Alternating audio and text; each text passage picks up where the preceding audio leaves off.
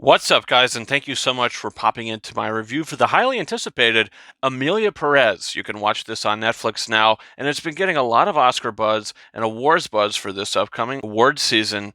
And it is a musical. I was like, okay, here we go, another live action musical. I have a kind of bad taste in my mouth from the Joker, Folie à Doudou, but now we have a film that is the other side of the coin from, if we're comparing it to Joker, it's apples and oranges, it's night and day. Now, if you don't want to know anything about the film going into it, maybe watch the film first, then come back to this, but I will tell you what the story's about. But personally, I wasn't really 100% sure going into it.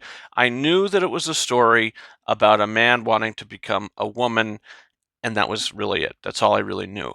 So, what the story is you have Zoe Saldana playing a lawyer. She gets a call from a very powerful cartel leader, and he says to her, "Look, I want to become a woman. That's really what my true life is. It's how I've always felt. I need this in my life, and I need you to help me do this." So they put her in a position where they continue putting bags over her head and taking her place to do what she has to do to accomplish this.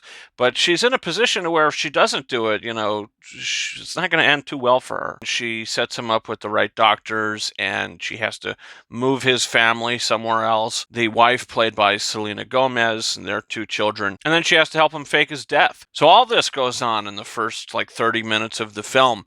But then we cut to present day. There's something that says 4 years later. I believe it was 4 years later. That first 30 minutes of the movie, for me, it was my least favorite part of the film. I think everything that happens is in present day is the stronger part of the movie. I didn't dislike the first half hour of it, but I just felt like the way that the story is introduced, it's a little extreme.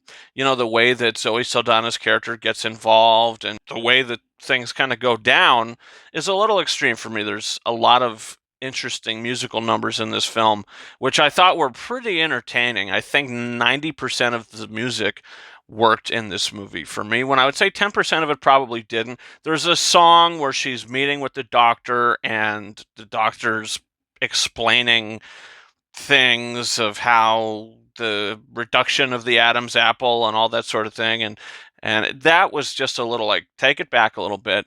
And they did. I think the rest of the movie isn't as extreme as the first half hour of it. But once Emilia Perez becomes Emilia Perez, this, powerful cartel leader, pushes that life to the side to become Emilia Perez, I think the movie definitely gets a lot better, and it becomes extremely entertaining.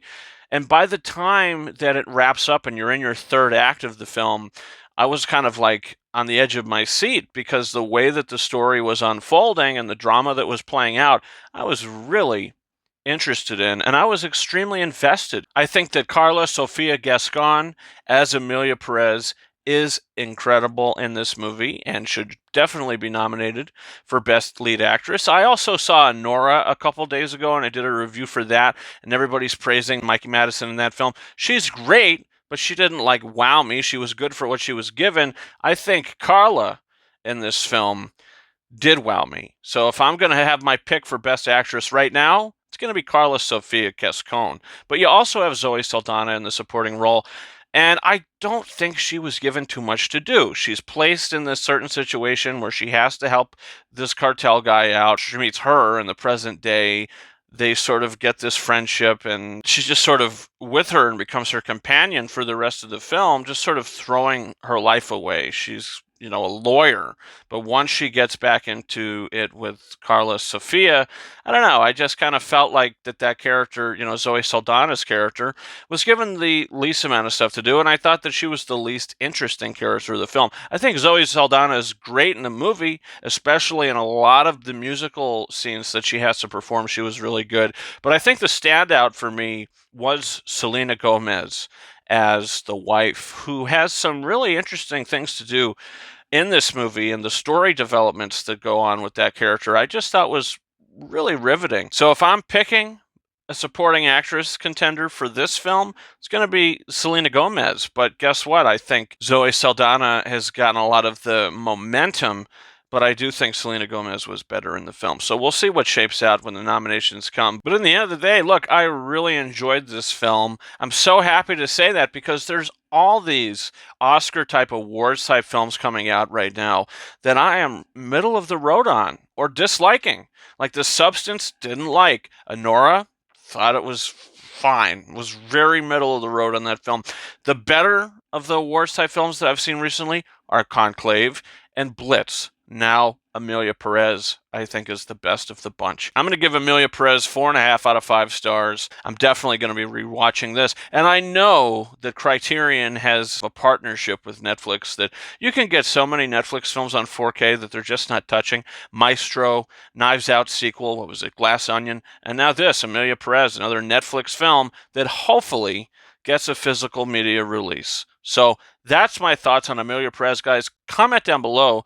Did you see the film? It's on Netflix now. You can check it out. And don't forget to hit that subscribe button for a bunch of reviews coming in the future, including Jesse Eisenberg's new film starring Kieran Culkin, A Real Pain. My review for that is coming probably later today, so definitely come back to check that out. Review for the first Gladiator film I'm going to be posting this Saturday night to anticipate the release of Gladiator 2, which I'm going to be reviewing just next week. Also, we have Wicked. I'm going to be talking about that and a bunch of other stuff as well, guys. You can follow me on Twitter and or X at Ranking72 and Instagram and TikTok at King Arises 131. That's been it for me. Thank you so much for watching my review for Emilia Pérez. And until next time, over and out.